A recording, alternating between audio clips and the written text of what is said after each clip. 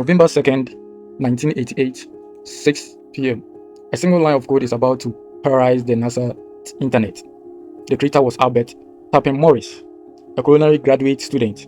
His father, a lead scientist at the National Computer Security Center. Robert didn't want to steal. He wanted to see how big the internet really was. It wasn't meant to destroy. It was meant to measure. But a single mistake in the code turned a worm into a digital wildfire. It exploded a backdoor in the Unix send mail program.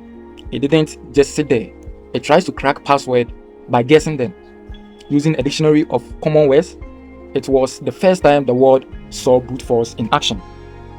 By morning, 10% of the internet was dead. Mainframe at the Pentagon, NASA, and top university grounded to a halt. Morris made a fatal error. He told the worm to copy itself even if it found a duplicate. The codes began to fork and multiply until the processors choked and died under their own weight. As the code replicates uncontrollably, teams of programmers at Berkeley and Purdue still awake for 48 hours, racing to reverse engineer the invincible enemy. But you can't hide in the shadow forever.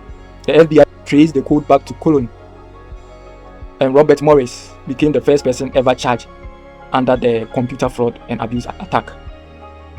Panicked by the scale of destruction, Morris tried to send an anonymous message with instruction on how to kill the worm. But irony struck again. The internet was so clouded by his virus that his apology never arrived. The Morris worm didn't just break the internet, it forced us to secure it. It led to the creation of the first emergency response team and changed our digital world forever.